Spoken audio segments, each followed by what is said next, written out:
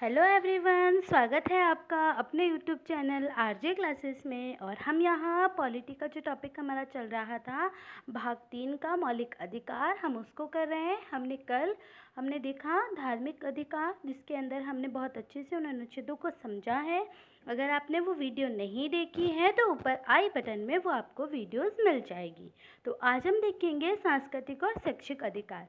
देखिए, बेसिक रूप से अगर हम बात करें 29 और 30, तो ये अल्पसंख्यकों के लिए हैं, यानी वे लोग जिनकी भाषा, लिपि, संस्कृति हमारी भारत की लिपि से अलग हो। जैसे कि आप जानते हैं अल्पसंख्यक के अंदर कौन कौन आते हैं, जैन हो गए, मुस्लिम हो गए, बौद्ध हो गए, ईसाई हो गए, फारसी हो गए, तो ये सभी सिख हो गए। तो ये सभी लोग जिनकी अपनी शैक्षिक अधिकार होंगे, उनकी अपनी संस्कृति को सुरक्षित रखने के लिए उनको कुछ अधिकार दिए गए हैं, जो कि हमारे अनुच्छेद जो 29 है और 30 उसमें बताए गए हैं।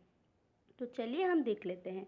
देखिए, अनुच्छेद 29(1) के अंदर ये बताया गया है, ऐसे वर्ग के लोग जिन्हें भारत की भाषा या लिपि या उनकी संस्कृति के अनुकूल ना लगती हो, वह अन्य भाषा और लिपि संस्कृति अपना सकते हैं। यानी जो लोग हैं वो अपनी संस्कृति और भाषा की लिपि को अपना सकते हैं और उसको क्रियान्वयन भी कर सकते हैं, ये अनुच्छेद 1 कहता है। देखिए, साफ साफ कहता है कि भारत की लिपि या उनकी संस्कृति के अनुकूल ना लगती हो, भारत की लिपि आपको ना लगती हो, तो वो अन्य भाषा और लिपि संस्कृति अपना सकते हैं। यानी पूरी छूट है आपको, आप किसी भी प्रकार की भाषा और लिपि और संस्कृति को अपना सकते हैं।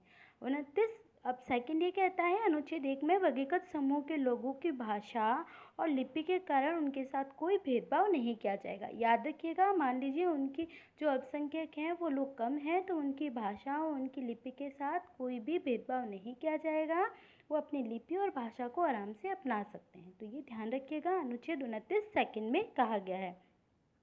अब देखिए, अनुच्छेद 30 के अंदर ये कहा गया है, ऐसे अलग भाषा और संस्कृति वाले लोग अपनी भाषा और संस्कृति के विकास के लिए शिक्षण संस्थाएं स्थापित कर सकते हैं। देखिए, हमने जब ऊपर पढ़ा था धार्मिक शिक्षा वाले के अंदर, तो उसमें ये बताया गया था कि आप विश्वविद्यालय में किसी भी प्रकार की धर्म से संबंधित शिक्षा नहीं दे सकते। लेकिन यहाँ 29(1) में बताया गया है कि अगर मान लीजिए आपने अलग प्रकार की संस्कृति और भाषा को अपनाया है, तो अपनी भाषा और संस्कृति के विकास के लिए आप शिक्षण संस्थाएं स्थापित कर सकते हैं और उन शिक्षण संस्थाओं में आप अपने स्तर पे अध्यापन भी करा सकते हैं। तो याद रखिएगा, ये अनुच्छेद 30 उन जो भी अल्पसंख्यक लोग हैं उनको अपनी भाषा, संस्कृति और इसके लिए शिक्षण संस्थाओं की स्थापना करने की छूट दी जाती है अनुच्छेद 30(1) के अंदर। ये आप अच्छे से याद रखिएगा।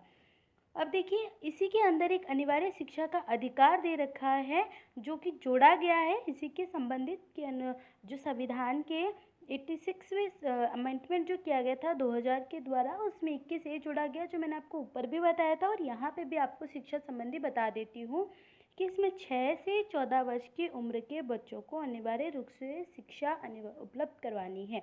यानी नेसेसरीज है कि अनिवार्य रूप से आपको शिक्षा देनी है 6 से 14 वर्ष के बालक के लिए।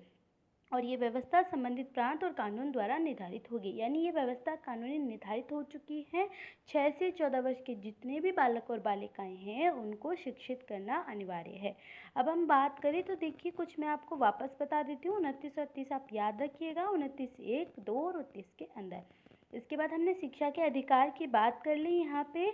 अब हम बात करते हैं नेक्स्ट जो हमारा है, जो लास्ट है, संवैधानिक उपचारों का अधिकार। देखिए, जो संवैधानिक उपचारों का अधिकार है, ये सभी अधिकारों के अंदर सब सर्वश्रेष्ठ है। इसे भीमराव अंबेडकर जी ने आत्मा कहा है, क्योंकि ये एक ऐसा अधिकार है जिसके अंदर ये बताया गया है कि ऊपर आपको जितने हमने जो 12 से लेके 30 तक जो भी बताया है, वो जितने भी हैं उसके अंदर आपका हनन हुआ है, व्यक्तिगत रूप से आपका हनन किया गया है, उन अधिकारों से आपको वंचित किया गया है। तो ये अधिकार आपको डायरेक्ट न्यायालय यानी सर्वोच्च न्यायालय में जाने का बताता है। आप रीट्स लगा सकते हैं, यानी याचिकाएं लगा सकते हैं, और वो भी 5 प्रकार की याचिकाएं हैं। तो इसके बारे में हम पूरी डिटेल से कल बात करेंगे, किस प्रकार की रीट्स होती है, क्या होती है, कौन लगा सकता है। आज हम सिर्फ इसके बारे में थोड़ा सा बेसिक नॉलेज देख लेते हैं कि अनुच्छेद 32 क्या है, कि किसी भी व्यक्ति द्वारा राज्य द्वारा मूल अधिकारों का उल्लंघन किए जाने पर उच्च न्यायालय या उच्चतम न्यायालय द्वारा 5 प्रकार की याचिकाएं जारी की जाती है, जो निम्नवत है, जो कि हम कल पढ़ेंगे।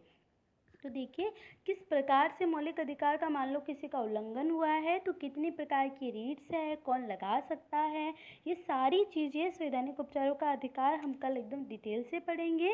अनुच्छेद 32 और फिर 33, 34, 35 जो कि हमने बात की थी कि सामान्य रूप से हैं, वो भी कल क्लियर आउट करेंगे। तो आज के लिए इतना ही। अगर आप हमारे चैनल पे नए हैं तो प्लीज़ चैनल को सब्सक्राइब कीजिएगा, लाइक कीजिएगा, शेयर कीजिएगा। Thank you.